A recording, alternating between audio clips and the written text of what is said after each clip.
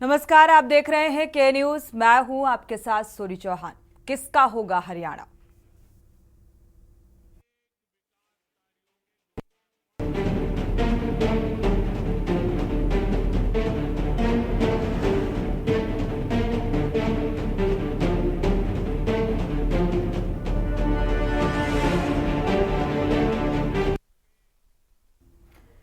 तो जम्मू कश्मीर में विधानसभा चुनाव के बाद हरियाणा चुनाव की जंग जारी है। हरियाणा में 4 बजे तक 54.3% मतदान हो चुका है। जाटलैंड में इस बार किसकी सरकार बनेगी, ये बड़ा सवाल है। और आप कांग्रेस बीजेपी ने जाटलैंड में अपना परचम लहराने के लिए चुनाव प्रचार में पूरी ताकत झोंकी थी। आज मतदाता अपने मताधिकार का इस्तेमाल कर सत्ता की चाबी किसके हाथ में थमाएंगे, इसका फैसला कर रहे हैं। और हरियाणा में करीब 1 महीने तक चले विधानसभा चुनाव प्रचार के बाद आज प्रदेश के वोटर यानी कि जनादेश दे रहे हैं। राज्य के 2 करोड़ 3 लाख वोटर 1031 प्रत्याशियों में से 90 विधायक चुन रहे हैं। और सुबह 7 बजे से वोटिंग की शुरुआत हुई, जो कि शाम 6 बजे तक चलेगी। और एक लंबी कतारों में जो वोटर्स हैं वो खड़े हुए नजर आ रहे हैं और वोट दे सकेंगे 6 बजे तक। हरियाणा विधानसभा चुनाव के प्रत्याशियों में 930 पुरुष और 101 महिलाएं हैं और 462 प्रत्याशी निर्दलीय हैं। 2019 के विधानसभा चुनाव में 67.74% मतदान हुआ था और इस बार चुनाव आयोग ने 75% मतदान का लक्ष्य रखा है। 1 घंटे के बाद हरियाणा विधानसभा चुनाव के लिए एग्जिट पोल के आंकड़े सामने आ जाएंगे। जननायक जनता पार्टी के नेता दुष्यंत चौटाला ने दावा किया है कि हरियाणा में कोई भी सरकार बिना जेजेपी के समर्थन के नहीं बनेगी। बीजेपी के अपने दावे हैं, कांग्रेस और आप के अपने अपने दावे हैं। सवाल है कि आखिर हरियाणा में इस बार किसकी सरकार?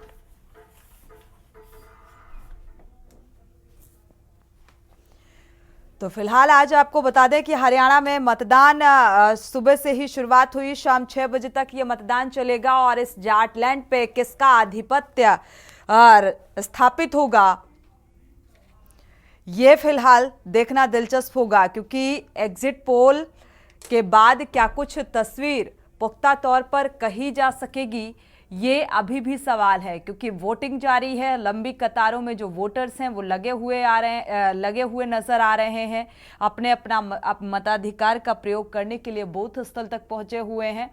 तो हरियाणा में किसकी सरकार, क्योंकि ये भी कहा जाता है कि जेजेपी के बिना सपोर्ट की सरकार बनाना यहाँ पर नामुमकिन है। लेकिन अब कौन सी पार्टी इसे मुमकिन अब बनाएगी, ये देखना दिलचस्प होगा। और इसी को लेकर चर्चा की शुरुआत करेंगे। हमारे साथ कांग्रेस के प्रवक्ता जुड़ चुके हैं, प्रदीप चौहान जी।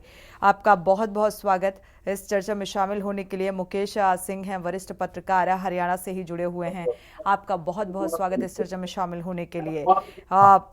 प्रदीप चौहान जी, जिस तरीके का प्रचार प्रसार इस बार देखने को मिला, या ये कहा जाए कि अभी तक जो परसेंटेज निकलकर सामने आ रहा है, उस आधार पर क्या कुछ भाप पा रहे हैं?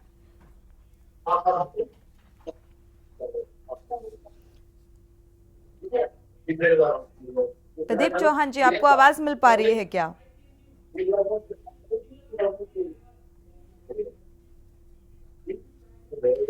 अनम्यूट करिएगा प्रदीप जी।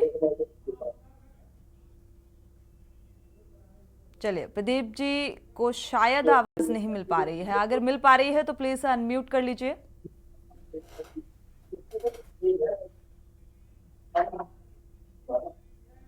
चलिए, वरिष्ठ पत्रकार का रुख कर लेते हैं, मुकेश सिंह का। मुकेश जी, आपको आवाज मिल पा रही है क्या? जी बिल्कुल, मुकेश जी, इस बार अगर देखा जाए, चूंकि आप वरिष्ठ पत्रकार हैं, तो इस बार की जिस तरीके का एक भ्रामक स्टार प्रचार देखने को मिला और हर एक पार्टी ने जी तोड़ मेहनत की प्रचार प्रसार के दौरान, और लोगों को, वोटर्स को रिझाने की कोशिश भी होती हुई नजर आई, चाहे आम आदमी पार्टी की बात करें या अन्य पार्टियों की बात करें। लेकिन जो परसेंटेज अभी तक निकलकर सामने आया, 6 बजे तक वोटिंग होगी, क्या कुछ आसार नजर आ रहे हैं? देखिए बिल्कुल, वोट परसेंटेज की अगर बात करी जाए तो अब तक तकरीबन 57% के आसपास वोट पड़ चुका है, 5 बज चुके हैं और इसका भी एक बुलेटिन अभी चुनाव आयोग की तरफ से हम्म। जारी कर दिया जाएगा। आपको बता दें कि हरियाणा के अंदर चुनावों की अगर बात की जाए तो जाट और गैर जाट को लेकर ये चुनाव होता हमेशा आया है। और आपको बता दें कि बीजेपी गैर जाट लोगों को मनाने में लगी है और वही उसका मेन वोट बैंक भी है। लेकिन हम्म। हाँ, आप अगर ये कहें कि प्रचार बड़े तेजी से किया गया, प्रधानमंत्री की भी 4 बड़ी रैलियां हरियाणा के अंदर की गई, जो कि 90 विधानसभा सीटों को मद्देनजर रखते हुए रखी गई थी। लेकिन आपको ये बता दूं सोनी जी की जी। प्रचार एक अलग चीज है और प्लस कई एंटी कैम्पेन्सी 10 साल की भारतीय जनता पार्टी को नुकसान दे रही है। हम्म। जी सोनी जी। एंटी इनकम्बेंसी जो है भारतीय जनता पार्टी को नुकसान देती हुई नजर आ रही है। दिलचस्प है। प्रवीण वत्स जी वरिष्ठ पत्रकार भी जुड़ चुके हैं हमारे साथ इस चर्चा में। स्वागत है आपका इस चर्चा में शामिल होने के लिए। प्रदीप चौहान जी, आपको आवाज मिल पा रही है क्या? जी मैं सुन पा रहा हूँ आपको। जी प्रदीप जी, क्योंकि जीत का जी दावा सभी पार्टियां करती हुई नजर आ रही हैं, तो क्या लगता है हरियाणा इस बार किसका? हरियाणा इस बार कांग्रेस पार्टी की तरफ रुझान बना चुका है। हम्म। भारतीय जनता पार्टी से आज का जो मतदाता है हरियाणा का, वो मुंह हम्म। मोड़ चुका है। और आज हरियाणा के अंदर जो जाट इंडियन नेशनल लोकदल की तरफ होता था, वो जाट मतदाता इस बार कांग्रेस पार्टी से जुड़ चुका है। हम्म। तो हरियाणा के अंदर कांग्रेस की स्पष्ट बहुमत की सरकार बन रही है। चलिए, जीत का दावा मतलब कांग्रेस पार्टी का अभी तक, जी जी हालांकि 57% जो है मतदान हो चुका है और 75% मतदान होने का दावा किया जा रहा है आयोग की तरफ से। फिलहाल 6 बजे तक स्थिति क्या कुछ निकलकर सामने आएगी या एग्जिट पोल के आधार पर बात की जाए तो क्या रहने वाला है, थोड़ा सा इंतजार करना पड़ेगा। हमारे साथ प्रदीप चौधरी भी जुड़ चुके हैं, जेजेपी नेता हैं। आपका बहुत बहुत स्वागत है इस चर्चा में शामिल होने के लिए। आपकी भी प्रतिक्रिया साझा कर लेते हैं पहले प्रवीण जी की। प्रवीण जी, हरियाणा के सियासी समीकरण क्या कुछ देख पा रहे हैं जातिगत आधार पर? हाँ जी सोनी जी, देखिए जातिगत आधार पर जो हरियाणा के सियासी समीकरण की बात करें तो जो एक जाट और नॉन जाट का इलेक्शन जो यहाँ पर पिछली बार भी रहा था और अब भी लगभग ऐसा ही दिखाई देता है। लेकिन जो मुख्य मुकाबला अगर मैं कहूँ तो यहाँ पर कांग्रेस और भारतीय जनता पार्टी के बीच ही दिखाई देता है। कुछ कॉन्स्टिट्यूंसी अगर हम छोड़ दें जिसपे निर्दलीय जो बागी होकर जो कांग्रेस या बीजेपी से लड़ रहे हैं, वो भी यहाँ पर टक्कर देते दिखाई दे रहे हैं। लेकिन जातीय समीकरण में ये साफ है कि अब भी हाल वही है। उसका सीधा सा कारण आप देख लीजिए कि भारतीय जनता पार्टी को 6 महीने पहले मुख्यमंत्री बदलना पड़ा। उसका कारण ये था कि जब उनको वोट बैंक खिसकता दिखाई दिया तो ओबीसी समाज का एक बड़ा चेहरा उन्होंने मुख्यमंत्री के रूप में हरियाणा को दिया। और इसी तरह जो प्रदेश अध्यक्ष है उन्होंने मोहनलाल बडोली को बनाया, जो बड़ा ब्राह्मण चेहरा है इस क्षेत्र का। तो कहीं ना कहीं भाजपा की ये कोशिश रही है कि जो अदर कास्ट है, जो जाट और नॉन जाट करके इस इलेक्शन को लेके भाजपा आई है। और यही एक कारण रहा था कि मुख्यमंत्री को बदलना और प्रदेश अध्यक्ष को बदलना। अगर टिकट वितरण की बात करें तो आप देखेंगे कि इसमें भी जो बड़े जाट चेहरे थे उनको टिकट से अवॉइड किया गया, उनको टिकट हरियाणा में नहीं दिया गया है। तो साफ तौर पर ये कहता है कि यहाँ पर अब जो इलेक्शन चल रहा है वो जातीय समीकरण पर आधारित है, चाहे वो कांग्रेस है चाहे बीजेपी है। बिल्कुल दोनों ही पार्टी जातिगत समीकरण के आधार पर यहाँ पर चुनाव लड़ रही है। और जो एक बेनिफिट जो है इसका कहीं ना कहीं कांग्रेस को होता दिखाई दे रहा है। चलिए, तो जो भविष्यवाणी की प्रदीप चौहान जी ने, भाई जीत का दावा किया, तो वो काफी हद तक सिद्ध भी साबित हो सकती है। प्रदीप चौधरी जी का रुख कर लेते हैं, जेजेपी प्रवक्ता है प्रदीप चौधरी जी। क्योंकि अगर देखा जाए आज वोटिंग हो रही है सत्तारूढ़ पार्टी का, अगर जिक्र किया जाए बीजेपी सरकार का, तो तीसरी बार सत्ता में बने रहने की हर मुमकिन कोशिश होती हुई नजर आ रही है। फिलहाल क्या लग रहा है? और आपके बिना समर्थन के कहा जा रहा है कि भाई सरकार बनाना भी पॉसिबल नहीं है किसी पार्टी के लिए। पहले तो मैं आपका अभिनंदन करता हूं संचवान जी, आपने मुझे बोलने का मौका दिया जी। आज अभी 8 तारीख को आपके समक्ष बहुत चौंकाने वाले रिजल्ट आएंगे। ये जो बीजेपी दावा कर रही है ये बिल्कुल एकदम अलग मिलेंगे आपको। आप देखना हरियाणा में त्रिशंकुल सरकार बनेगी और इस बार भी हमारा मुख्य सरकार बनाने में सबसे बड़ी भूमिका रहेगी। पर हाँ, मैं आपको आपके चैनल के माध्यम से ये बिल्कुल सुनिश्चित कर देता हूँ कि इस बार हम किसी के साथ नहीं जाएंगे। यदि हमारी शर्तों के हिसाब से यदि कोई हमारे साथ आता है तो हम समर्थन देंगे नहीं।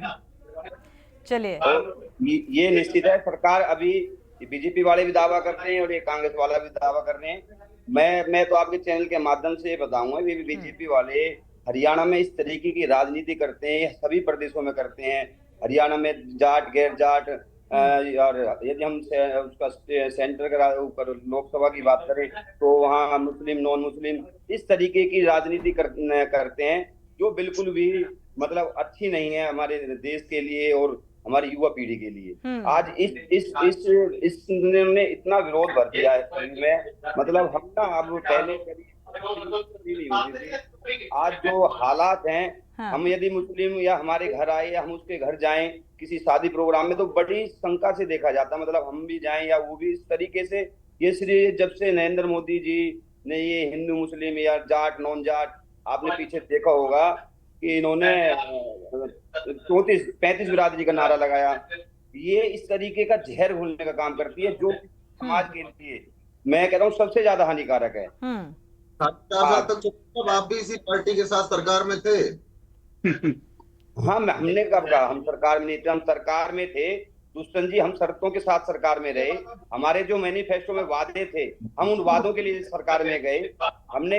हमने ये इनकी और तभी शायद ये बात प्रदीप चौधरी की तरफ से निकलकर सामने आई कि जो पार्टी इनकी शर्तें मानेगी उसी के साथ ये अपना साथ देंगे, इसीलिए इस बात का जिक्र किया। हम किसी का साथ जाने का काम नहीं करेंगे।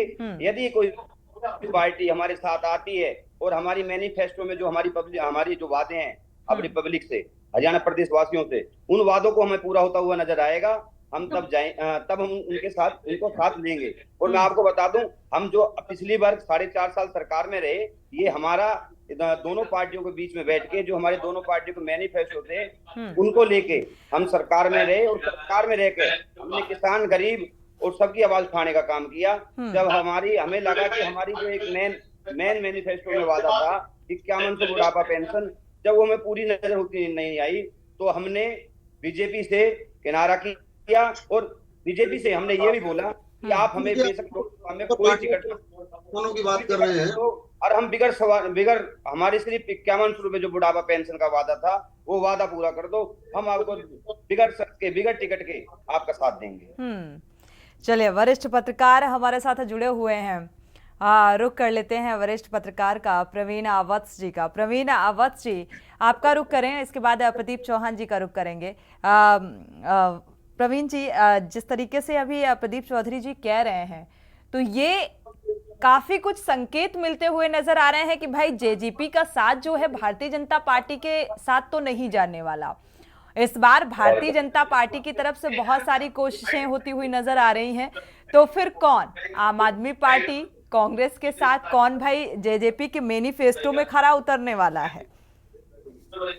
देखिए, अभी जो चौहान जी कह रहे थे कि उन्होंने समझौता किया था भारतीय जनता पार्टी के साथ, तो मैं उनसे एक सवाल पूछ रहा था कि जब किसानों पर लाठियां चल रही थी तब इन्होंने साथ छोड़ा बीजेपी का, असल में साथ इन्होंने नहीं छोड़ा बीजेपी का। बीजेपी ने सही 6 महीने बाद अचानक से मंत्रिमंडल भंग किया और मुख्यमंत्री बदल दिया और इनको बाहर का रास्ता दिखा दिया। 5100 रुपए पेंशन वाला सिर्फ एक बहाना है, अगर छोड़ना था इनको साथ तो किसानों के मुद्दे पर क्यों नहीं छोड़ा, जो कि एक हरियाणा का सबसे बड़ा मुद्दा था। दूसरी बात यह कि जेजेपी पूरी 90 सीटों पर तो चुनाव भी नहीं लड़ रही है हरियाणा में। और उसके बाद क्या चौधरी साहब बता पाएंगे अगर कांग्रेस सत्ता की तौर बढ़ती है तो क्या ये कांग्रेस का साथ दे पाएंगे? कांग्रेस इनसे अगर समर्थन मांगती है तो क्या ये कांग्रेस का समर्थन कर पाएंगे चौधरी साहब? प्रदीप चौधरी जी। हाँ, मैं आपको बताना चाहता हूँ। पहली बात तो आपने जो किसानों पे लाठियां वाली बात करी, देखो ये सेंटर का कानून था, इसमें किसी भी स्टेट सरकार का, हरियाणा सरकार का कोई भी योगदान नहीं था। यदि ये कानून बनने का काम किया तो जो राज्यसभा लोग, सर मैंने आपकी बात सुनी, मेरी विनती है आप प्लीज। ठीक है। ये सेंटर सरकार का कानून बनाया था, जिसमें ना तो हमारा कोई लोकसभा सांसद था, ना राज्यसभा सांसद था, ना हमारी किसी उसमें, बल्कि जबकि हमारे दुष्यंत चौटाला जी ने सरकार में रहते हुए यदि सबसे ज्यादा प्रधानमंत्री को किसान आंदोलन को लेके चिट्ठियां पत्र लिखने का काम किया दुष्यंत चौटाला जी ने का। दुष्यंत चौटाला जी ने वादा किया था यदि किसान की एमएसपी पे यदि कोई हमें लगेगा कोई नुकसान हो रहा है, एमएसपी हटाने का काम करते हैं, हम पहले ही दिन उसी दिन हम सरकार से हटने का काम करेंगे। ये तो सिर्फ आप मान के चलो, क्योंकि दुष्यंत चौटाला जी एक पूरे हरियाणा प्रदेश में एक ऐसे मात्र नेता है जो युवा हैं और जिनको देख के कांग्रेस और बीजेपी वाले घबराए हुए हैं, क्योंकि आज ना तो इतना बड़ा युवा चेहरा कांग्रेस के पास है, ना ही ठीक है प्रदीप चौधरी जी, ये समर्थन किसको जाएगा, कांग्रेस पार्टी को या आम आदमी पार्टी को? समर्थन पे ना तो हम कांग्रेस को समर्थन दे रहे, ना बीजेपी को समर्थन दे रहे। हमारा यदि हमें किसी कांग्रेस और बीजेपी को जरूरत पड़ा वो हमारे पास आएंगे, हम दुष्यंत चौटाला जी को सीएम बनाएंगे और उसके बाद हमारी जो मैनिफेस्टो में जो किसान और गरीब मजदूर के जो हमने वादे किए हैं हरियाणा प्रदेश वासियों के लिए, हमें वो वादे पूरे होते हुए नजर आएंगे। हम अपनी शर्तों के साथ हम किसी भी उसमें जो हरियाणा प्रदेश के लिए हितकारी सरकार बने उसके साथ उसको साथ में लेने का काम करेंगे। ठीक है, यानी कि जेजेपी किसी के पास नहीं जाएगी, जिसको जरूरत होगी वो खुद जेजेपी के पास आएगा और अगर उसके मैनिफेस्टो में जो भी वादे और दावे किए गए तो हम विपक्ष में बैठने का काम करेंगे। ठीक है, कांग्रेस प्रवक्ता भी हमारे साथ जुड़े हुए हैं प्रदीप चौहान जी। प्रदीप चौहान जी, क्योंकि बीजेपी एक तरफ चाहे हर एक विधान किया जाए, चाहे एलनाबाद विधानसभा हो या अन्य विधानसभाएं हो, यहाँ पर एक त्रिकोणीय समीकरण बनता हुआ नजर आ रहा है और बीजेपी हर कोशिशें भी करती हुई नजर आई, कांग्रेस की तरफ से भी प्रचार प्रसार हुआ आपने देखा। तो इस बार हरियाणा में कई ऐसे मसले रहे जो केंद्र स्तर पर भी छाए रहे, क्योंकि अभी किसान का भी जिक्र कर रहे थे और प्रदीप चौधरी जी की भी बात आपने सुनी। तो क्या लगता है अब आगे कांग्रेस की राह कितनी आसान? देखिए, जहां तक मैं जेजेपी की बात करूं तो मुझे नहीं लगता इस पर हरियाणा में जेजेपी का खाता भी खुलेगा, क्योंकि जिन वोटर्स ने जेजेपी पे यकीन करके उनको वोट दिया था उन मतदाताओं को जेजेपी पार्टी ने धोखा दिया है और इनको तो लोग वोट मांगने तक भी नहीं दे रहे, तो इनका समर्थन लेने और देने का तो सवाल ही नहीं उठता हरियाणा में। मैं ये मान कर चलता हूँ हरियाणा में जेजेपी की एक सीट भी नहीं आते हैं। प्रदीप जी, बात पूरी हो जाए। जेजेपी की बात करूं तो इनके साथ समझौता लेना और देने का सवाल नहीं उठता इस बार हरियाणा में। सीधी सी हरियाणा में फाइट जो है वो कांग्रेस वर्सेस बीजेपी है, तीसरी कोई पार्टी नजर नहीं आ रही। हो सकता है किसानों के मुद्दे पे जो आदरणीय अभय सिंह चौटाला ने जो इस्तीफा देकर एलनाबाद से दोबारा से चुनाव जीता, हो सकता है वो अपनी सीट बचा जाए, जहां तक तो हम सहमत करते हैं। हरियाणा में सीधा मुकाबला कांग्रेस और बीजेपी का है, कांग्रेस के खिलाफ लहर चली हुई है। यहाँ का जो मेन वोटर है वो जाट है और जाट आदरणीय हुड्डा साहब को अपना नेता मान चुका है और हरियाणा में स्पष्ट बहुमत से कांग्रेस की सरकार बनने जा रही है, विपक्ष में बीजेपी बैठेगी, तीसरी पार्टी का हरियाणा में खाता नहीं खुल रहा। तो हरियाणा में हमारी स्पष्ट बहुमत की सरकार बन रही है और लोगों में बड़ा उत्साह है कांग्रेस के प्रति। हम गांव में जा रहे हैं तो हमारा लोग बड़ा स्वागत कर रहे हैं और लोग ये कह रहे हैं कि हमने तो बीजेपी के खिलाफ जेजेपी को वोट दिया था और वो तो भारतीय जनता पार्टी की गोदी में जाकर बैठ गई और 4.5 साल खूब मलाइयां खाई है इन्होंने। 4.5 साल के बाद इनको समझ में आया है कि ओहो बीजेपी तो बहुत खराब पार्टी है, इनकी नीतियां तो हमारी नीतियों से मेल नहीं खाती। चौधरी जी, बीजेपी का साथ देने का खामियाजा था क्या ये? और जो नजर आ रहा है जिस तरीके से कह रहे हैं कांग्रेस प्रवक्ता, तो यहाँ पर तो समर्थन लेने देने का कोई विकल्प ही सामने नहीं आता। ठीक है चौहान साहब, सर्वप्रथम तो मैं आपको ये बताना चाहता हूँ, ये कांग्रेस पार्टी की सोच होगी कि सरकार में रहना मलाई खाना है। पहले तो आप इस बात को करेक्ट करें। यदि सरकार में रहना इसका मतलब आप सरकार में आओगे तो मलाई खाओगे? नहीं, तो पहले तो अपनी ये बात करें। हमने हरियाणा प्रदेश वासियों के लिए, अपने हरियाणा के लिए, हरियाणा की जनता के लिए, हरियाणा के युवा के लिए, हरियाणा के बुजुर्ग के लिए, हरियाणा किसान के लिए सरकार ने आपको तो हरियाणा में लोग वोट मांगने तक नहीं दे रहे, आपकी गाड़ियां तक नहीं घुसने दे रहे, लोग इतने नाराज हैं आपसे। नहीं, आप 8 तारीख को रिजल्ट देखना। हमें पिछली बार भी इसी तरह आका जा रहा था, सभी मीडिया ने और सभी ने हमें ये कहा था कि आपकी एक सीट भी नहीं आ रही। 8 तारीख को मैं आपसे बात करूंगा। रही हरियाणा प्रदेश की, हरियाणा प्रदेश हमें पूरा प्यार दे रहा है, पूरा भरपूर प्यार दुष्यंत चौटाला जी को मिल रहा है। और जो आप कह रहे हो ये किसी भी क्षेत्र में हर नेता के साथ हो सकता है। ये कोई जरूरी नहीं है कि हमारे दुश्मन जी पे इस तरीके का हमला हुआ कि वो लोग हमें प्यार नहीं करते, चाहते नहीं है। वो यही दुष्यंत चौटाला जी हैं जिन्होंने 2019 में दुष्यंत चौटाला जी को उचाना से 50,000 वोटों से जाके भेजा था। हरियाणा प्रदेश में मात्र 10 महीने की हमारी मेहनत से 10 सीटों के साथ भेजा था। तो चौहान साहब, मैं आपसे जो आप ये बात कह रहे हो हमारा खाता नहीं खुलेगा, आप देखना, आप हमारे 8 तारीख को जो रिजल्ट आएंगे पिछली 2014 की तरह, जैसे जिस प्रकार 2019 में रिजल्ट आए थे ना चौहान साहब, हमारी 10 सीट आई थी, इस बार देखना हरियाणा प्रदेश में चंद्रशेखर आजाद और दुष्यंत चौटाला जी की जो समझौते की सीटें थी वो बहुत ज्यादा। भाई साहब, हम तो 8 तारीख को बड़ा बेसब्री से इंतजार कर रहे हैं। हम तो बड़ा बेसब्री से इंतजार कर रहे हैं 8 तारीख का।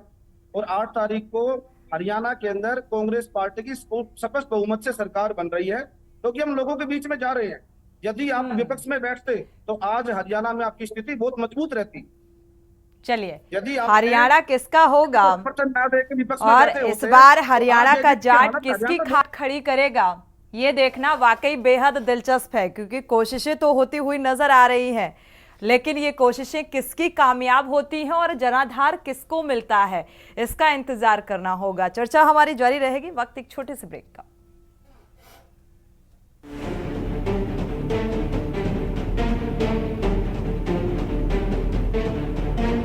क्या लगता है इस बार कांग्रेस जीतेगी?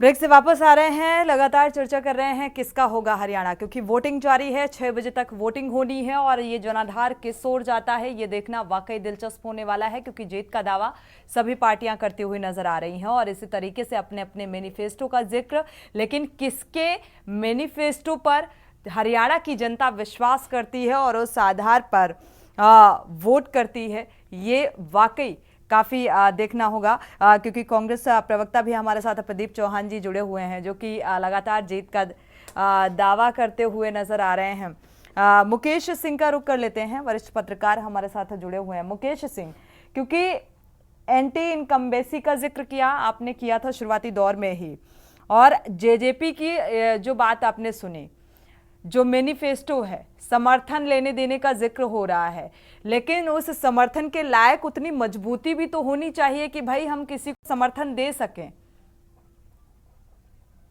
मैं प्रवक्ता, जेजेपी के प्रवक्ता की बातें सुन रहा था और मैं हंस रहा था कि इस तरह की बातें वो ये कर रहे हैं। ठीक है, प्रवक्ता हैं, वो अपनी पार्टी का पक्ष रखेंगे और मजबूती से पक्ष रखना भी चाहिए, लेकिन आपको बता दूं हरियाणा परिप्रेक्ष्य के अंदर अगर आज की बात की जाए तो जेजेपी का जो जनाधार है काफी गिरा है। आपको बता दें कि इनके दक्षिण हरियाणा की तरफ इनके एक मेन सीट थी पृथला विधानसभा, वहां से इनके कैंडिडेट ज्वाइंट में थे, चंद्रशेखर आजाद पार्टी के साथ थे, ज्वाइंट में थे, और वो उन्होंने समर्थन दीपक डागर जो निर्दलीय चुनाव लड़ रहे हैं उनको समर्थन दे दिया। तो उससे पता चल जाता है कि इनका आधार किस आधार पर है।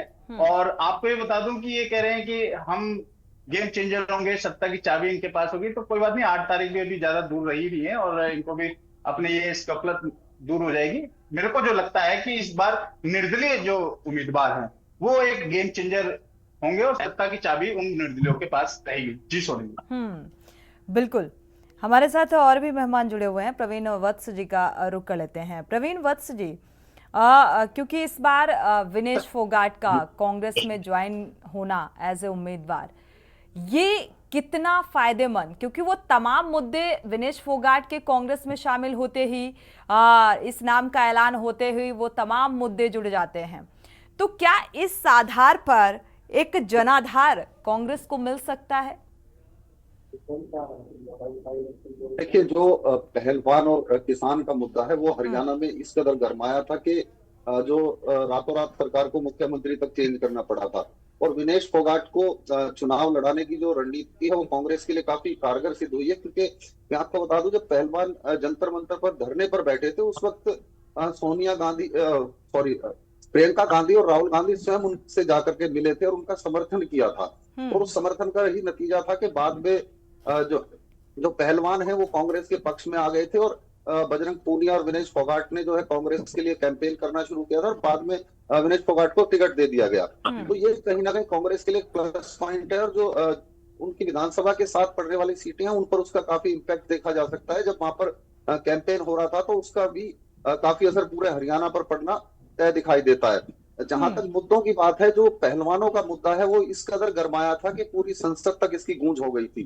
और कांग्रेस को पूरी उम्मीद है कि जो विनेश फोगाट को उन्होंने टिकट दिया और जो पहलवानों का उन्होंने समर्थन किया उसका फायदा उन्हें इस सिलेक्शन में साफ तौर पर अब मिलता हुआ दिखाई दे रहा है। हालांकि निर्णय तो 8 तारीख को ही होगा, लेकिन अभी से कांग्रेस जो है आश्वस्त है कि जो उनका निर्णय हुआ था वो काफी फायदेमंद उनके लिए साबित हो रहा है। और कांग्रेस की हवा का अंदाजा इस बात से भी लगा सकते हैं सोनी जी, मैं एक एडिशन ऐड कर रहा हूँ कि रातों रात चुनाव की डेट से सही एक दिन पहले अशोक तंवर जो एक बड़ा चेहरा होते हैं, एक दलित चेहरा होते हैं, वो रातों रात राहुल गांधी से मिलते हैं और कांग्रेस में शामिल हो जाते हैं। हालांकि पहले भी वो प्रदेश अध्यक्ष रहे हैं कांग्रेस के। इसका भी जो है कांग्रेस को रातों रात एक बहुत बड़ा बेनिफिट मिलता दिखाई दे रहा है, जिसके दम पर कांग्रेस लगातार दावा कर रही है कि वो स्पष्ट बहुमत के साथ सरकार बना रही है। बिल्कुल। कई ऐसी सीटें जहां पर देखा जाए एक कांटे की टक्कर देखने को मिल रही है और अरविंद केजरीवाल भी इस प्रचार प्रसार के दौरान एक अहम भूमिका में, स्टार प्रचारक की भूमिका में देखने को मिले और उन्होंने बहुत भारतीय जनता पार्टी को भी घेरते हुए नजर आए। ऐसे में कांग्रेस अपना जीत का दावा करती हुई नजर आ रही है। प्रदीप चौधरी का रुख करें, उससे पहले मुकेश जी का रुख कर लेते हैं।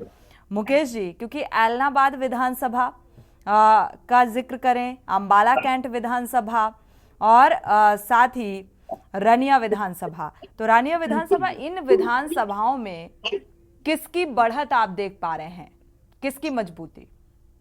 देखिए, इस त्रिकोणीय मुकाबला वहां कह सकते हैं कि रानिया विधानसभा से आपके चौधरी रणजीत चौटाला, जो कि भारतीय जनता पार्टी में कैबिनेट मंत्री रहे, कदावर नेता रहे और देवी एक बड़ा कद भी है उनका, राजनीतिक वजूद भी है, लेकिन बीजेपी द्वारा उनको टिकट ना देना विधानसभा, जबकि लोकसभा के अंदर उनको टिकट दिया गया था और भीतर घात की वजह से वो हार भी गए और उनको दुख था कि हो सकता है कि उनको विधानसभा में टिकट मिलेगा, लेकिन भारतीय जनता पार्टी का इंटरनली कैडर जो था वो उनके खिलाफ था और कहीं ना कहीं उनको टिकट ना देकर बीजेपी के जो कैंडिडेट्स हैं उनको खुश किया गया। और कहीं ना कहीं त्रिकोणीय मुकाबला रानिया के अंदर इस समय हो रहा है। प्लस आप अंबाला कैंट की बात करें, एलनाबाद की, तो कहीं ना कहीं त्रिकोणीय मुकाबला इस समय, सोनी जी, मैं आपको बताना चाहूंगा, हो रहा है और निर्दलीय इसके अंदर कहीं अहम भूमिका इस समय निभाते दिख रहे हैं। आपको एक चीज और मैं बताना चाहूंगा कि दक्षिण हरियाणा की अगर आप बात करें तो कई ऐसे कैंडिडेट हैं जो भारतीय जनता पार्टी के टिकट ना मिलने और कांग्रेस के टिकट ना मिलने पर निर्दलीय ने चुनाव लड़ा है और यहाँ वो मजबूत स्थिति में, जीत की स्थिति में बनते जा रहे हैं। आप कई पत्रकारों से अगर बात करें तो वो मेरी इस बात से सहमत भी होंगे और कई प्रवक्ता भी इस बात से सहमत होंगे कि निर्दलीय जो भारतीय जनता पार्टी से टिकट ना मिलने पर चुनाव लड़ रहे हैं, जो कांग्रेस से टिकट ना मिलने पर चुनावों में लड़ रहे हैं, और कहीं ना कहीं भारतीय जनता पार्टी और कांग्रेस को नुकसान देते दिख भी रहे हैं। और आपको ये बता दूं कि कांग्रेस अगर ये बात करे कि फुल मेजोरिटी से आ रही, तो इतना मैं अभी मान नहीं सकता कि अभी फुल मेजोरिटी से किसी सरकार फुल फ्लैश से आ रही है। त्रिशंकु विधानसभा की तरफ हरियाणा विधानसभा बढ़ रही है और ऐसा मेरा मानना है। बिल्कुल। जेजेपी प्रवक्ता का रुख कर लेते हैं। प्रदीप चौधरी जी, आपका रुख करेंगे, क्योंकि ये विधानसभाएं और ऐसे में जातिगत आधार पर अगर देखा जाए, क्योंकि जाट वोट बैंक सबसे ज्यादा माना जाता है, मुद्दे के आधार पर बात की जाए तो यहाँ पर किसानों का मसला जो है, मुद्दा है, वो सबसे अहम है, जिसको आप लोग भी प्राथमिकता देते हुए नजर आ रहे हैं। लेकिन क्या लगता है कि एक जनता का विश्वास दोबारा से जीत पाने में सक्षम होगी जेजेपी? हाँ बिल्कुल।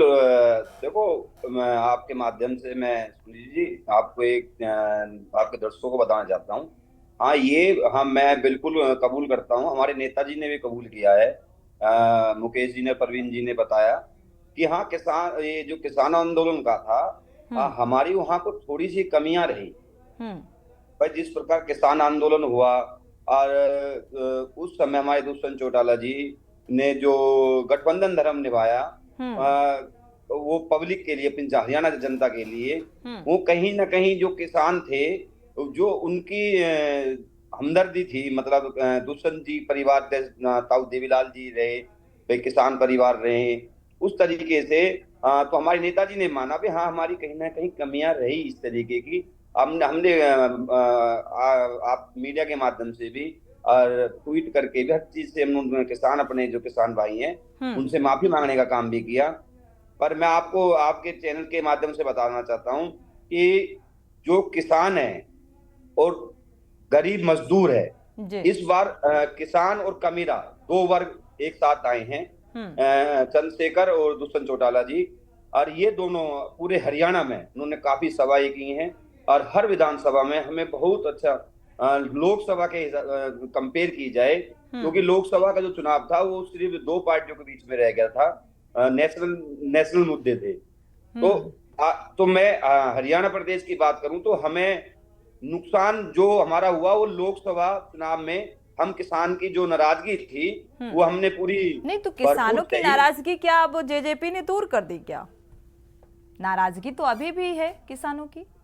नहीं, मैं आपसे बताता हूँ, यदि हम सरकार में थे, हम सरकार में जब गए तो हम सरकार में किसानों से जो हमने वादे किए थे, मैं आपको 2-3 वादे बताता हूँ आपको। आज से हम 4 साल पहले की बात करें, बीजेपी सरकार तो हमसे 5 साल पहले भी हरियाणा प्रदेश में रही। एक मिनट, तो हमने वादा किया था कि किसान मंडी में जब फसल डालने जाएगा और फसल डाल के जब घर पहुंचेगा तो उसके 24 से 48 घंटे में पेमेंट पहुंचेगी। तो इस डिजिटल के माध्यम से दुष्यंत चौटाला जी सरकार में तो ये संभव कर पाई। मैं आज आपके चैनल के माध्यम से बताना चाहता हूं कि कांग्रेस की और बीजेपी की हरियाणा को छोड़ के और अन्य स्टेट में भी तो सरकारें रही हैं और आज भी हैं।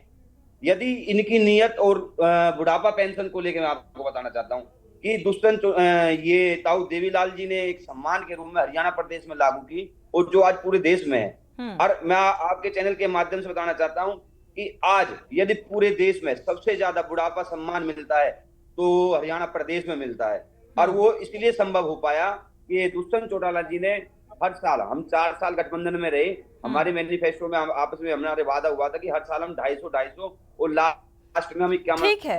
इन सारी बातों से इत्तेफाक रखते हुए हरियाणा के सियासी समीकरण का अगर जिक्र करें प्रदीप चौधरी जी, तो मुझे लगता है जेजेपी अभी खुद अकेले अभी सक्षम नहीं है कि पूरी जगह एक जीत हासिल कर पाए या खाता खोल पाए, या जिस तरीके से जनसभाओं का जिक्र आप कर रहे हैं तो जनसभाएं हर पार्टी ने की है, जिसका भी कैंडिडेट उम्मीदवार के तौर पर चुनावी मैदान में नजर आया, और आज वोटिंग प्रतिशत जो निकलकर सामने आ रहे हैं, तो अकेले ना जेजेपी सक्षम है न अन्य पार्टियों का जिक्र किया जा रहा है। हालांकि ये शुरुआत से ही कहा जाता रहा है कि बिना जेजेपी के समर्थन के सरकार बनाना हरियाणा में संभव नहीं है।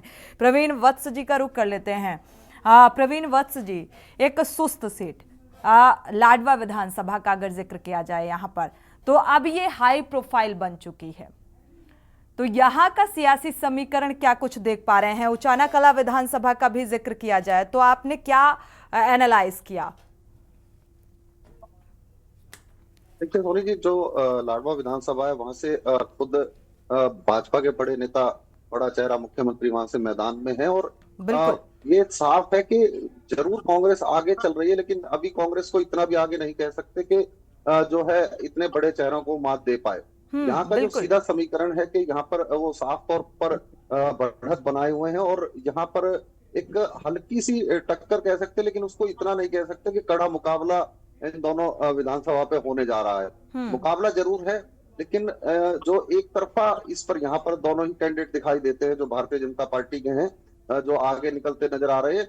हालांकि उस क्षेत्र में बाकी जो विधानसभाएं हैं हम उनकी बात करें तो कहीं ना कहीं कड़ी टक्कर है, लेकिन देखिए यहाँ पर दोनों ही बड़े चेहरे चुनाव लड़ रहे हैं, और इन दोनों का ही एक जो अपना रसूख और एक अपना वर्चस्व जो है वो यहाँ पर दिखाई देता है। तो ये यहाँ पर आप टक्कर नहीं कह बिल्कुल सकते। जिस तरीके से अभी हरियाणा में नायब सिंह सैनी का जो भी एक काम करने का तरीका नजर आया, या किसानों के लिए, या ये कहा जाए कि उन किसानों ने कहीं ना कहीं एक जो वोटर्स है वो उनके कामों को तवज्जो देगा और उस आधार पर इस सीट में उनकी मजबूती देखी जा सकती है, या फिर 2019 का इतिहास दोहराएगा? नहीं देखिए, जो नायब सिंह सैनी है, अगर आप देखेंगे तो एक बड़े शालीन व्यक्तित्व के व्यक्ति हैं, और जो उनकी भाषा शैली है वो भी बहुत एक प्रभावशाली है। और उनको उसी का प्रभाव है कि 6 महीने में जो भारतीय जनता पार्टी जो आज जिस पोजीशन पे यहाँ पर है, वो उनके 6 महीने के कार्यकाल की ही बदौलत है। क्योंकि अगर ऐसा भी माना जा रहा है कि अगर उनको 1 से 1.5 साल पहले अगर मुख्यमंत्री का कार्यभार सौंपा जाता तो आज शायद भाजपा जो है हरियाणा में बेहतर स्थिति में होती। लेकिन 6 महीने में उन्होंने जिस स्थिति में भाजपा को लाके खड़ा किया है, वो काफी सराहनीय काम है। और जो उनकी एक कार्यशैली है, जो उन्होंने वादे किए थे, और उसके बाद जो तेजी से उन्होंने 6 महीने में जिस तेजी से काम किया था, और जिस तेजी से 6 महीने में उन्होंने ताबड़तोड़ भाजपा के लिए प्रचार किया, और जो रैलियां की, और जो लोगों को जोड़ने का काम किया, उसी का नतीजा है कि आज जो है भारतीय जनता पार्टी कुछ स्थिति में नजर आती है। वरना उससे पहले तो ये माना जा रहा था कि भारतीय जनता पार्टी 10 से 15 सीटों पर वह सिमट जाएगी हरियाणा में। ये उन्हीं की मेहनत है। तो जब उनकी मेहनत है तो उनकी सीट पर कोई विवाद मुझे नहीं लगता कि होगा, और निर्विवाद रूप से शायद आगे बढ़ेंगे। ये तो 8 तारीख को ही पता लगेगा। लेकिन हाँ, जो मुकाबले की बात है, वहां पर इतना कड़ा मुकाबला कांग्रेस या अन्य जो प्रत्याशी हैं उनको देने की स्थिति में नहीं नजर आ रहे। बिल्कुल। उचाना कला विधानसभा का अगर यहाँ पर देखा जाए, मुकेश सिंह का रुख कर लेते हैं उचाना, क्योंकि ये हॉट सीट कहा जाता है, जाटलैंड है, और यहाँ पर जाटों का समर्थन क्या लगता है चौटाला की ओर जाने वाला है? सोनी जी, मैं आपको एक स्पष्ट बात बताना चाहूंगा। कुछ सीनियर जर्नलिस्ट से मेरी बात हो रही थी, आज सुबह ही बात हो रही थी, और वो विजिट करके आए थे उचाना के अंदर, और वो कह रहे थे कि विरोध इतना जबरदस्त है उचाना के अंदर दुष्यंत चौटाला को लेकर, जिसपे उन्हें लग रहा था कि कहीं ना कहीं हार की तरफ बढ़ रहे हैं दुष्यंत चौटाला। वहीं विजेंद्र सिंह की अगर बात करें तो विजेंद्र सिंह पे किसी तरह का दाग नहीं है। कांग्रेस से टिकट लेके यहाँ आया, पहले भारतीय जनता पार्टी में रहे हैं। वीरेंद्र सिंह इनके पिता है, और बड़ा वर्चस्व माना जाता है चौधरी वीरेंद्र सिंह का। और आपको बता दें कि दुष्यंत चौटाला अगर चुनाव हारते हैं तो आप बिल्कुल इस बात से स्पष्ट हो जाइए कि कहीं ना कहीं विरोध जो किसानों का है, आम लोगों का है, जिन्होंने कांग्रेस बीजेपी के खिलाफ वोट दिया था जेजेपी को, और जेजेपी जाकर गोद में बैठ गई भारतीय जनता पार्टी को। कहीं ना कहीं उसका बड़ा विरोध इस समय दिख भी रहा है। जहां जहां उनके रैलियां हो रही हैं, कहीं ना कहीं विरोध प्रदर्शन हो रहे हैं, काले झंडे भी दिखाए जा रहे हैं। लेकिन हाँ, ठीक है, बड़े नेता हैं दुष्यंत चौटाला, और आपको बता दें कि लेकिन कहीं ना कहीं उचाना सीट पर पीछे चल रहे हैं कांग्रेस की बात, कांग्रेस के आगे। आप ही का रुख कर रहे हैं प्रदीप चौधरी जी। भाई जब ये स्थिति होगी और किसानों को आप तवज्जो भी दे रहे हैं, तो फिर कैसे जीत संभव है? नहीं, मैं मुकेश जी से पूछना चाहता हूँ, आप ये बताइए, बीजेपी जो ये कानून आया, कृषि कानून, ये सेंटर का था? विजेंद्र सिंह सांसद थे। सांसद कौन था? विजेंद्र सिंह। जब कानून बना तो ये कहीं ना कहीं सिग्नेचर जो अथॉरिटी जो मेजोरिटी होगी, विजेंद्र सिंह के साइन हुए होंगे। मैं आपसे मुकेश से पूछ रहा हूँ, देखो नहीं, ये पूछने का कोई मतलब भी नहीं है, मुझे लगता है प्रदीप। देखिए, चुनावों के अंदर अगर आप बात करें तो 4.5 साल प्रेजेंट टाइम की स्थिति देखिए ना, पिछले 2019 में बीजेपी दूसरे नंबर पर थी, तो इस बार क्या पहले नंबर पर चौटाला आ पाएंगे? समर्थन मिलेगा जाटों का? ये देखिए ना प्रदीप जी, आप इतिहास में मत जाइए। किसानों के खिलाफ इकट्ठा होने का काम किया वो विजेंद्र सिंह। और एमपी सांसद कौन था हिसार से, उचाना कला से? विधानसभा तो हिसार के अंदर ही आती है। मैं जेजेपी प्रवक्ता को बता देना चाहता हूं कि वीरेंद्र सिंह जब मंत्री थे, उन्होंने कई बार किसानों का समर्थन किया था। चुनाव जब वो भारतीय जनता पार्टी के अंदर तो किसानों का समर्थन भी किया था, उन्होंने कहा भी था कि किसानों की नाराजगी भारी पड़ सकती है भारतीय जनता पार्टी को। मैं आपको याद दिलाना चाहता हूँ, आप बहुत वरिष्ठ पत्रकार हो, मैं आपकी बहुत इज्जत करता हूं, पर आप एक चीज मैं आपसे ये कह रहा हूं कि आप ये देखो कि हरियाणा हिसार में आपको याद हो तो जब किसानों के मतलब जब बीजेपी ने किसानों को समझाने या किसानों के खिलाफ एक सवाएं करने शुरू करी, और सबसे ज्यादा यदि हिसार की मैं बात करूं तो विजेंद्र सिंह एक इकलौते ऐसे नेता थे जिन्होंने ट्रैक्टर ले जाके जो एक किसान जो दिल्ली बैठे थे उनका विरोध किया था, आपको याद हो तो।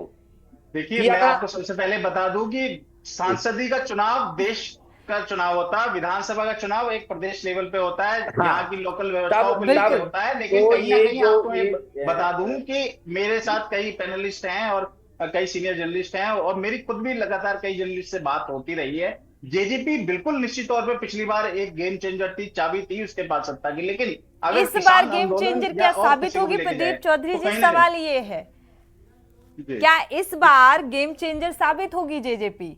सवाल तो यही है ना, पूर्व में क्या हुआ है, इतिहास मुझे नहीं में लगता मत कि इस जाइए, बार वो चाबी बार-बार सत्ता कह की रहे चाबी इनके पास होगी, मेरे को नहीं लगता। और बाकी हाँ। प्रवक्ता है, आप अपना पक्ष रख सकते हैं, लेकिन मेरा भी जो पक्ष है वो ये है कि सत्ता की चाबी इस बार इनके पास नहीं होने वाली। नहीं मुकेश जी, आप 90 सीटों पर तो कैंडिडेट भी नहीं मिल पाए इनको, अपने हिसाब से पूरी 90 सीटों पर तो जेजेपी चुनाव भी नहीं लड़ पाई हरियाणा में, चुनाव भी नहीं लड़ कैंडिडेट पाई ही है, नहीं मिल बिल्कुल। पाए। नहीं, हमने 3 सीटों पर समर्थन दिया है, पुंडरी है, रानिया है, और जो 2-3 सीटों पे चुनाव नहीं लड़े वो आजाद समाज पार्टी के हिस्से में थी, उन्होंने नॉमिनेशन भी किया था। मुझे तो ये लग रहा है सोनी जी की कहीं हो सकता है आईएनएलडी इनसे ज्यादा सीटें ले आए। देखो ये तो प्रदीप ये तो चौधरी इस बात पर हम जेजेपी के सितारे गणेश में नजर आ रहे हैं, इस बात को थोड़ा सा मान लीजिए। और मुझे ऐसा लगता है कि भारतीय जनता पार्टी के साथ जाना कहीं ना कहीं जेजेपी को जो है भारी पड़ता हुआ नजर आ रहा है। और इस सिचुएशन में आप किसको समर्थन देंगे? मुझे तो लगता है अन्य पार्टियां ना मना कर दें कि मुझे जेजेपी का समर्थन चाहिए ही नहीं। प्रवीण वत्स जी का रुख कर लेते हैं। तो शाम विधानसभा सीट की क्या कुछ हालात भाप पा रहे हैं? ये देखिए, तो शाम विधानसभा सीट जो है शुरू से ही जो है किरण चौधरी का गढ़ रही है, और चौधरी सुरेंद्र सिंह के परिवार का गढ़ रही है, बंसीलाल का गढ़ रही है। और वहां से पहले भी जो है किरण चौधरी लगातार विजय पताका फहराती आई है, और अब भाजपा में जाने के बाद उनके साथ एक और स्ट्रॉन्ग पोजीशन हो गई है, क्योंकि चौधरी धर्मवीर जो वहां से सांसद हैं वो भी लगातार जो है उनके लिए प्रचार प्रसार करते नजर आए थे। तो शाम की अगर सीट की बात की जाए तो वो सीधी सीधी जो है श्रुति के पक्ष में जाती दिखाई दे रही है। और जी वो एक गढ़ है, चचेरे भाई हैं, और दोनों के बीच मुकाबला जरूर है, लेकिन जो पोजीशन है वो श्रुति चौधरी की ज्यादा मजबूत दिखाई देती है। बाकी तो 8 को ही पता लगेगा, लेकिन हाँ पोजीशन मैं सोनी जी बताऊं आपको, वहां पर श्रुति चौधरी की काफी अच्छी है, क्योंकि हम उस क्षेत्र में गए थे तो हमने पाया था कि जो अधिकांश लोग हैं वो किरण चौधरी के पक्ष में है। और क्योंकि किरण चौधरी को जब से राज्यसभा का सदस्य भारतीय जनता पार्टी ने बनाया है, उसके बाद से जो उनके जो समर्थक हैं उन्होंने खासा उत्साह है, और लगातार लोग उसके बाद उनसे जुड़ते गए हैं। तो शाम सीट का तो सीधा सा समीकरण दिखाई देता है, लेकिन हाँ क्योंकि एक ही परिवार के 2 लोग वहां से चुनाव लड़ रहे हैं तो उसका भी कहीं ना कहीं असर जरूर दिखाई देगा। बिल्कुल। जेजेपी प्रवक्ता का रुख करें उससे पहले मुकेश सिंह का रुख कर लेते हैं। गढ़ी सांपला किलोई विधानसभा का अगर सियासी समीकरण देखा जाए तो यहाँ का सियासी समीकरण क्या कुछ कह रहा है? साथ ही इस बार भारतीय जनता पार्टी की भी स्थिति जो है वो बहुत बेहतर स्थिति में नजर नहीं आ रही है। साथ ही चाहे आम आदमी पार्टी की तरफ से जिक्र किया जाए किस तरीके से कई अहम बिंदुओं को लेकर घेरा गया, मनी लॉन्ड्रिंग मामले में जो दिल्ली के सीएम हैं वो जेल में और फिर बेल में बाहर आते हैं और इसके बाद स्टार प्रचारक की भूमिका में नजर आते हैं, तो क्या एक सिंपैथी जो पाने की कोशिश की गई आम आदमी पार्टी की तरफ से, तो क्या लगता है उसका कुछ बेनिफिट मिल सकता है? सोनी जी, मैं गढ़ी सांपला का ही पहले बता दूं कि भूपेंद्र सिंह हुड्डा हुआ बहुत मजबूत स्थिति में और निश्चित तौर पर वो वहां जीत भी रहे हैं। और रही आम आदमी पार्टी की जो गठबंधन चाह रही थी, राहुल गांधी भी चाह रहे थे कि आम आदमी पार्टी से हरियाणा के अंदर गठबंधन हो, लेकिन गठबंधन के खिलाफ भूपेंद्र सिंह हुड्डा थे और उन्होंने गठबंधन होने भी नहीं दिया। और उसी का हर्जाना अगर देखा जाए तो कई सीटें ऐसी हैं जहां आम आदमी पार्टी के कैंडिडेट वोट काट रहे हैं और वो कांग्रेस के वोट कट रहे हैं, जिससे कहीं ना कहीं कांग्रेस को नुकसान होता दिख भी रहा है। और आपको बता दूं कि पानीपत की जो सीट थी जहां पर चुनाव हुआ और बहुत नजदीकी आम आदमी पार्टी के लोकसभा उम्मीदवार रहे, और आपको बता दूं तकरीबन 4 विधानसभा के अंदर आम आदमी पार्टी लीड पे थी लोकसभा चुनाव के अंदर। तो कहीं ना कहीं हो सकता है कि आम आदमी पार्टी का इन चुनावों में हो सकता है कि 1 सीट या 2 सीट, मैं ज्यादा सीट तो नहीं कह सकता, लेकिन 1 या 2 सीट का खाता अगर खुलता है तो वो कहीं ना कहीं नुकसान कांग्रेस को होता दिखेगा। बिल्कुल। वत्स जी का रुख कर लेते हैं, इसके बाद प्रदीप चौधरी का रुख करते हैं। प्रवीण, वत्स जी, क्योंकि इस बार चाहे एंटी इनकम्बेंसी का जिक्र करें, जातिगत आधार का या जाट लैंड में जाटों की जनाधार का, तो इसमें सबसे ज्यादा एक मजबूती जो है किस पार्टी की आप देख पा रहे हैं? देखो सोनी जी, देखिए जो ये सारे एंटी इनकम्बेंसी फैक्टर ले लीजिए आप, और जो आंदोलन हरियाणा में चले वो सारे ले लीजिए, उसका फायदा सीधे तौर पर भारतीय जनता पार्टी को, और जैसे अभी मुकेश जी बता रहे थे कि इंडियन नेशनल लोकदल, क्योंकि उसको मिलता नजर आ रहा है। क्योंकि किसान आंदोलन के दौरान अभय चौटाला ने अपने विधायक पद से इस्तीफा दे दिया था। हालांकि 6 महीने बाद जब दोबारा चुनाव हुए तो वो दोबारा चुन लिए गए थे जनता द्वारा। तो एक उसका बड़ा इफेक्ट है इंडियन नेशनल लोकदल। दूसरा जो गठबंधन है बीएसपी का, बीएसपी से गठबंधन होने के बाद जो है जो दलित वोटर है वो भी कहीं ना कहीं उनके साथ जुड़ता नजर आ रहा है। और जो फायदा है वो कांग्रेस को इसमें बड़ा फायदा नजर आ रहा है। कांग्रेस पार्टी को जो भाजपा की एंटी इनकम्बेंसी है उसका सीधा सीधा फायदा मिल रहा है, क्योंकि विकल्प नहीं है। अगर विकल्प के रूप में देखें तो क्षेत्रीय पार्टियां लगभग हरियाणा में अब उतना मजबूत स्थिति में नहीं है कि वो सरकार बना सके या सरकार बनाने में कोई अहम रोल अदा कर सके।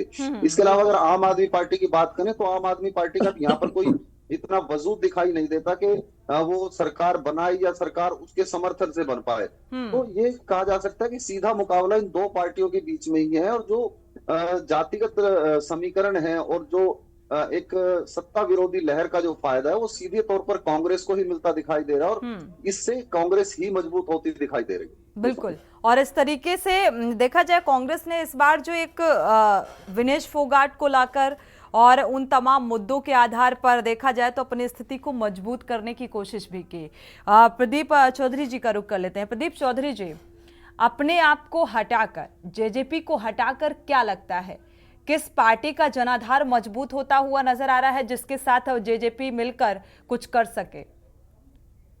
नहीं, पहले तो मैं वो अपने मुकेश जी का जो एक उन्होंने बात कही थी कि उचाना कला में दुष्यंत चौटाला जी का बहुत विरोध हो रहा है। देखो, मैं आपको बताना चाहता हूँ कि ये जो विरोध है ना, ये पॉलिटिकल पार्टी कर रही है। जितनी कांग्रेस और बीजेपी के ही जो समर्थक हैं, जो आम पब्लिक है, जो आम किसान है, जो वो कोई भी विरोध नहीं कर रहा है। यदि विरोध होता तो यदि किसान का विरोध की आप बात करते हैं तो विजेंद्र सिंह का भी विरोध होता। ये तो सिर्फ कांग्रेस और बीजेपी के जो समर्थक है ना, वर्कर हैं, उन्होंने आपने देखा कि पीछे ना हमने उनके ऊपर एफआईआर भी की थी और हमने आप बताया था हुड्डा जी के साथ बैठने वाले हुड्डा कांग्रेस के थे, उन्होंने विरोध किया था।